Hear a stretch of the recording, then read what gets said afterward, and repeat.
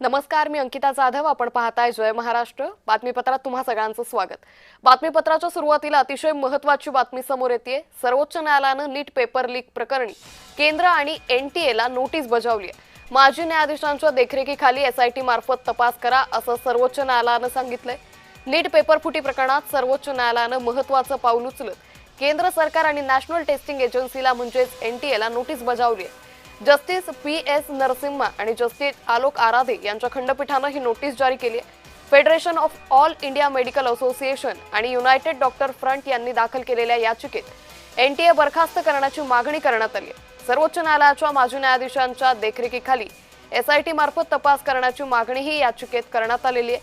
त्यामुळे आता या सगळ्या प्रकरणाचा तपास आणखी वेगात होणार आणि आणखी जास्त खोलात जाऊन या सगळ्या प्रकरणाचा उलगडा होणार असं स्पष्ट होतंय. कारण सर्वोच्च न्यायालयानं आता या नीट पेपर फुटी प्रकरणी केंद्र आणि एनटीएला नोटीस बजावली आहे.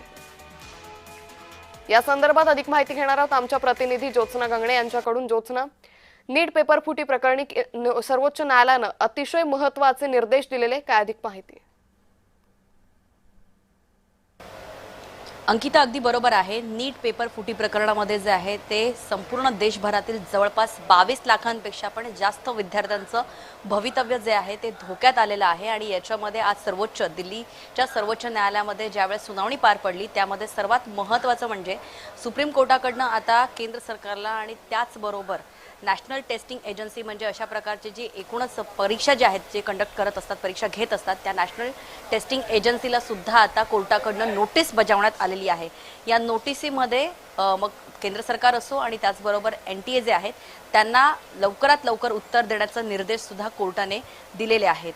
ही जी याचिका आहे ती federation of all India medical association आणि डॉक्टर असोसिएशन फ्रंट यांनी जी आहे ते मिळून ही याचिका सुप्रीम कोर्टामध्ये दाखल केली होती. आणि यामध्ये सर्वात महत्त्वाचं म्हणजे 3 गोष्टींची मागणी जी आहे या संघटनेकडनं करण्यात आलेली होती. त्यामध्ये सर्वात महत्त्वाचं म्हणजे या नीट पेपर फुटी प्रकरणात एसआयटीची जी आहे ती एक एसआयटी नेमण्यात यावी, म्हणजे स्पेशल इन्व्हेस्टिगेशन टीम जी आहे ती नेमण्यात यावी. सध्या या संपूर्ण प्रकरणाची चौकशी जी आहे ती सीबीआय करत आहे. मात्र आता या सर्वोच्च न्यायालयामध्ये जी याचिका दाखल करण्यात आलेली आहे त्याच्यामध्ये एसआयटी जी सर्वोच्च न्यायालयाचे जे जज असतात त्यांच्या देखरेखीखाली एक एसआयटी जी आहे ती स्थापन करण्यात यावी अशा प्रकारची मागणी या याचिकेत करण्यात आलेली होती. आणि त्याचबरोबर याच्यामध्ये तपास जो आहे तो अधिक वेगाने आणि सखोल करावा अशी सुद्धा मागणी जी आहे ती या याचिकेमध्ये करण्यात आलेली होती. Federation of all India medical association आणि डॉक्टर फ्रंट या 2 संघटनांची मिळून ही याचिका जी आहे ती दाखल करण्यात आलेली होती.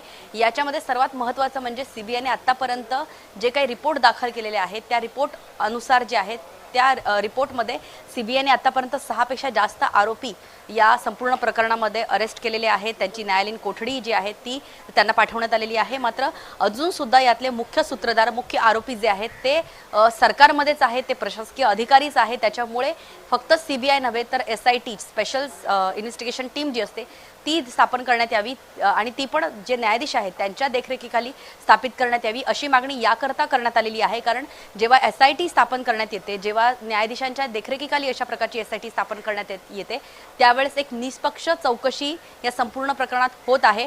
अशा प्रकारची एक शाश्वती या संघटनांना किंवा या 22 लाख विद्यार्थ्यांना मिळावी.